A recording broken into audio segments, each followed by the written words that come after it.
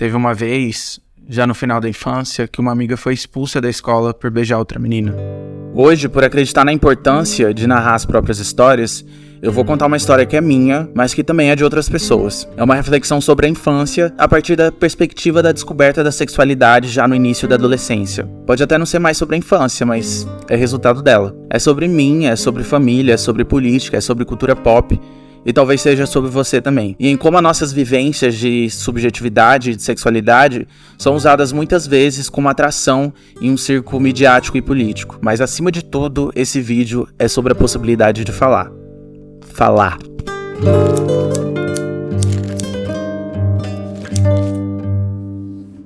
Durante os dias que eu fui escrevendo partes desse roteiro, eu tive um sonho. Sonhei que a casa da minha mãe estava começando a pegar fogo, um incêndio. Correria pra todo lado e eu pensei, não tenho o que fazer, a não ser salvar alguma coisa de valor. Então eu entrei no quarto, tirei do armário apenas uma caixa pequena de sapato, onde eu guardo alguns álbuns e um HD com fotos da minha infância e adolescência. Eu saí correndo com a caixa debaixo do braço, chamando e conferindo se alguém da minha família ainda estava dentro da casa. Eu não sei se eu saí, porque quando eu tentei, a realidade estava na porta e eu acordei. Depois dessa introdução, eu preciso começar essa história do início, quando tudo ainda era mato. Mentira, aconteceu em 2010, aqui em Mato Grosso. Era ano de Copa do Mundo, o Waka Waka era hit, esse também era o último ano do segundo mandato do Lula, e o ano em que a primeira mulher foi eleita presidenta do Brasil. Na televisão aberta, o Big Brother Brasil 10 foi ao ar com 3 coloridos no seu elenco: Jimmy Kier, Serginho Orgashik e Angélica Morango. Um elenco icônico, fala sério. Minha mãe... Eu Continua no jogo. Que linda! Eu tinha 13 anos, lá na metade da minha vida, eu frequentava a Igreja Quadrangular, tinha um blog no Blogspot, tava sempre interagindo em comunidades do Orkut e já era usuário fiel do Twitter. Eu vou xingar no Twitter hoje, muito. Ou seja, gay. O YouTube também passou a ganhar uma notoriedade mais ampla no Brasil naquele momento. Eu via na TV e na internet tudo o que não dava paz à cabeça já tinha um tempo. Lembro também que um ano antes do ocorrido, em 2009, o termo cura gay já se popularizava na mídia tradicional, especialmente por causa do caso Rosângela Justino. Curar gays e lésbicas. Essas imagens que vocês estão vendo são do SBT, onde uma psicóloga cristã com sua peruquinha, um DSM nas mãos e acompanhada pela imprensa foi registrada protestando na sede do Conselho Federal de Psicologia, após ser penalizada por oferecer terapia de reversão de sexualidade. Eu nunca esqueci. Já em 2010 eu estava na 8ª série. E desde sempre eu já era muito afeminado. Tenho memória de ainda muito mais novo perceber que as pessoas me viam de um jeito diferenciado, talvez com preocupação ou desaprovação, talvez como quem prevê o futuro com um olhar. Embora eu tentasse, eu não conseguia disfarçar. O cool sempre trancava toda vez que alguém vinha me questionar diretamente sobre esse meu jeitinho açucarado de ser. Ou então quando eu era também diretamente corrigido por ser feminino demais. Eu fingia que não era comigo pra ver se doía um pouco menos. O medo era sempre do que eu já sabia e do que muitas pessoas constantemente tentavam me lembrar. É bicha! É bicha. Eu também desconfiava, lógico. Em 2010, na verdade, eu já tinha um certo conhecimento sobre o meu desejo, mas ainda não tinha conseguido cultivar o respeito e a maturidade necessária para conseguir explorar melhor isso. Para dizer em voz alta, então, foi preciso de um trabalho de muitos anos. Eu tive que aprender. E é importante lembrar que eu era bichinha, mas antes de tudo, eu era também evangélica. Então não dava para usar as duas skins ao mesmo tempo. Eu tive que dar um jeito.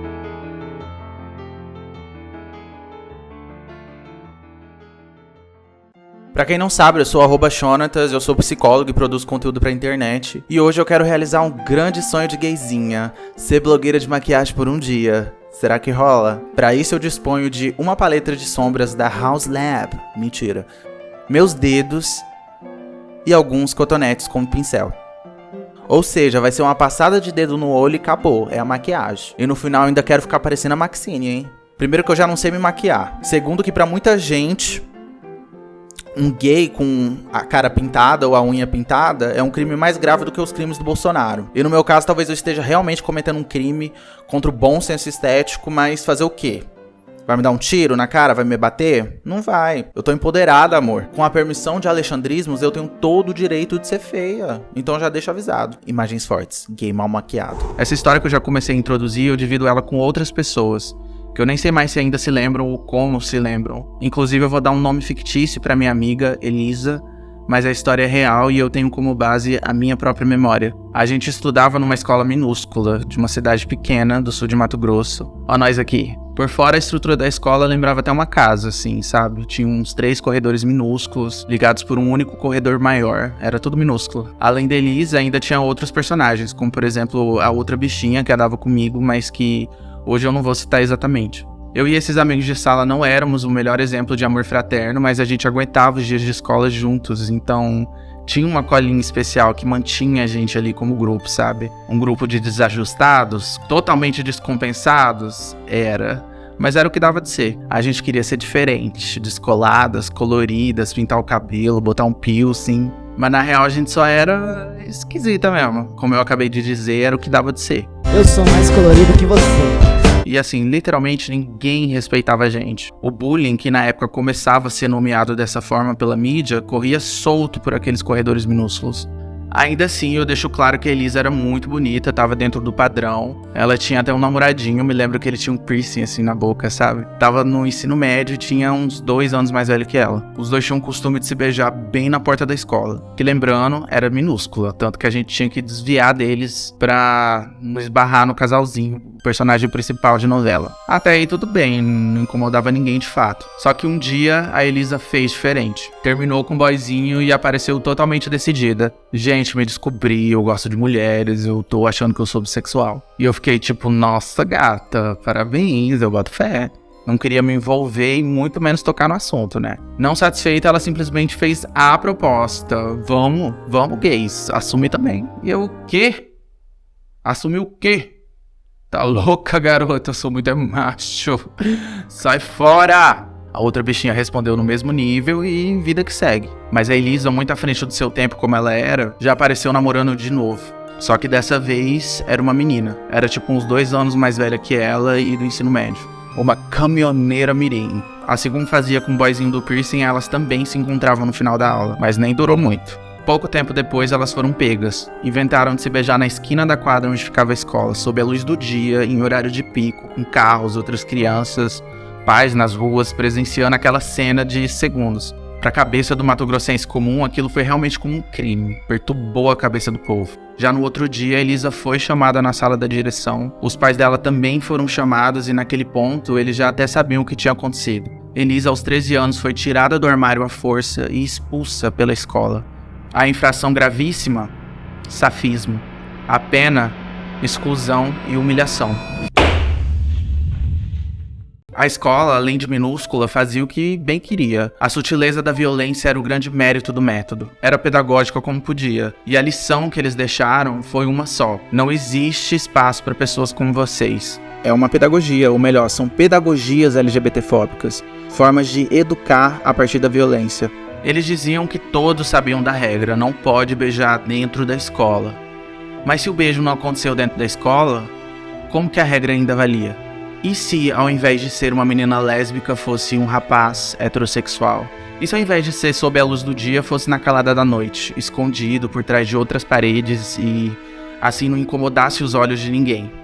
A regra ainda valeria? Como que o encontro entre duas bocas pode ter gerado uma punição como essa? A boca humana é formada por língua, lábios, mucosas, dentes, gengiva, bochecha, céu da boca, e assim forma uma parte do sistema digestivo do corpo humano. Só que você sabe que a boca também possui outras funções. Muitos de nós expiramos o ar do pulmão que passa pela laringe, fazendo as nossas cordas vocais vibrarem, e assim produzimos sons, que são modulados e saem pela boca. A boca fala, come, mama, cospe e também beija. O corpo fala e esse mesmo corpo também busca por carinho. Que importa os idiomas ensinados se a única língua que se fala ali é a violência secreta e surda da norma? E com isso eu realmente aprendi. Depois de tudo, a Elisa perdeu o ano e tacou foda-se. Até porque ela já tava fodida mesmo, né? E aí ela assumiu de vez uma estética bem sapatão, sabe? E eu só fiquei sabendo pelo finado Orkut. Depois a gente acabou perdendo também o contato. Naquela situação eu fiquei com muito medo, assustado. Eu pensava que calado, conivente com um lado mais forte, eu conseguiria me proteger melhor.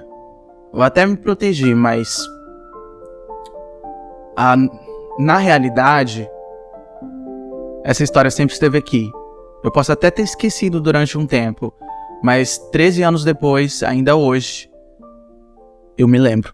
No ano seguinte, 2011, eu me mudei de escola e iniciei o ensino médio muito mal. Foi uma das piores fases da minha vida e eu nem sabia o porquê. Ou eu tinha medo de saber. Nesse mesmo ano, Lady Gaga estava no seu auge vendendo uma mensagem positiva junto à sua música. Nascemos assim, se aceita, gay, vai ser feliz. Não era uma estratégia nova ou exclusiva, outros artistas já tinham apostado na mensagem de aceitação antes. Principalmente naquele período no início da década de 2010.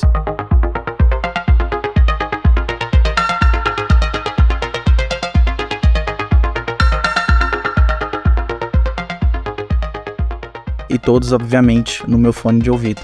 Mas Lady Gaga, que se auto-intitulava mãe de seus fãs, apareceu com uma mensagem direta, positiva e de acolhimento sobre a população LGBT em um período onde as pautas identitárias aos poucos ganhavam de novo os holofotes, junto às novas discussões feministas, a ascensão do Facebook e também a ascensão da internet móvel, fenômenos que ocorreram a partir do início da década passada. Bless God and bless the gays. No mesmo ano de 2011, o então deputado Bolsonaro se consolidava como uma subcelebridade, com aparições em programas como Super Pop e CQC.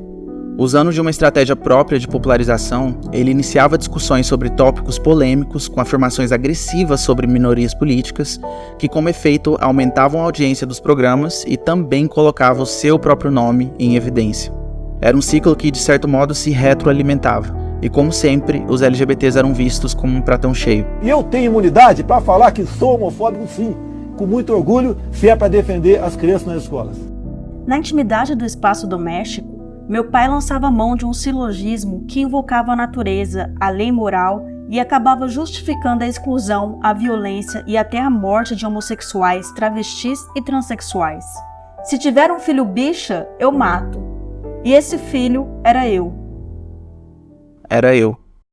Em 2012, eu assisti a segunda temporada de RuPaul's Drag Race escondido, porque minha mãe não deixava. Foi nesse momento que eu passei a me permitir pesquisar sobre o que eu tava sentindo. Eu queria entender o que tava acontecendo. E eu particularmente queria saber sobre o que outras pessoas falavam sobre, desde pastores a outras pessoas LGBTs. Eu pesquisava por blogs e vídeos, principalmente de rapazes gays que indicavam filmes de romance, falavam sobre suas próprias histórias pessoais, questões da comunidade, enfim, coisas que ninguém me dizia a não ser através da internet. Eu tenho muito carinho por essas pessoas que eu sentia como se falassem comigo em um período em que eu não tinha ninguém pra conversar. E eu me descobri assim, paradoxalmente menos sozinho por causa da internet, graças à internet. Já dentro da escola, eu lembro que no mesmo ano eu assisti uma palestra que associava homossexualidade a abuso sexual na infância e a transmissão de HIV. Ainda bem que eu não precisava só da escola pra me educar. Mais à frente, em 2013, Silas Malafaia apareceu no De Frente com Gabi. Deixa eu falar sobre essa questão de homossexualismo. Idade. A audiência foi alta na TV e também foi um dos vídeos mais assistidos do YouTube no período. A fala homofóbica do Malafaia foi amplamente aclamada por grupos evangélicos e em discussões na internet, como aqui no YouTube. No geral, violentados por quem? Não, por parentes, violentados homossexuais? por vizinhos. Não, por ser heterossexuais. Bom, então vamos lá. Foi também em 2013 que o pastor Marco Feliciano passava a presidir a Comissão de Direitos Humanos, com um discurso publicamente anti-LGBT. Tive que ouvir dentro da escola que eles estavam certos e não tinha o que eu pudesse fazer a não ser carregar essa dor comigo. Esse era o meu último ano do ensino médio, e nesse cenário me afastei da igreja e passei a cometer o pecado da dúvida. Dentro de mim uma verdade ficava grande demais até que ela precisou sair pela boca. Acho que eu sou bichinha mesmo. E quando saiu eu não sabia o que fazer com isso. 2013 foi o mesmo ano em que Paul Preciado escrevia e publicava o texto Quem Defende a Criança Queer. Esse ano, em 2023, o texto completou 10 anos e ainda cabe muito bem. O tempo e o contexto é outro, mas as violências contra as crianças seguem a mesma fórmula sob o respaldo do discurso conservador. A criança continua a ser considerada um corpo que não tem o direito de governar. Permitam-me responder como a criança governada que foi. Os defensores da infância e da família invocam a figura política de uma criança que eles constroem de antemão como heterossexual e de gênero normatizado. Essa infância que eles pretendem proteger está cheia de terror, de opressão e de morte. Tive pai e mãe, e no entanto, eles não foram capazes de me proteger da repressão, da humilhação, da exclusão, da violência. O que meu pai e minha mãe protegiam não eram meus direitos de criança, mas as normas sexuais e de gênero que eles mesmos aprenderam dolorosamente através de um sistema educativo e social que castigava qualquer forma de dissidência com a ameaça, intimidação e até a morte. Eu também fui a criança que o conservadorismo supostamente tenta proteger. Eu também fui a criança que o conservadorismo supostamente tenta proteger. E eu posso afirmar, eu nunca estive realmente seguro. Inclusive me lembro de assédios que eu sofria na rua no caminho de volta da escola por homens adultos e heterossexuais. Quando eu tentava falar sobre com alguém, a culpa era sempre minha, por ser afeminado demais. Eu que deveria mudar. Um discurso muito comum entre os políticos é sobre defender as crianças. Mas eu sempre me pergunto, defender do quê? Até porque, na realidade, não defendem de fato os direitos dessas crianças. Quem está atento sabe que esse discurso não é sobre a proteção das crianças, e sim sobre a manutenção da violência que parte dos adultos. A estratégia é a mesma há muito tempo, pânico moral, e acho que você já sabe o que é isso.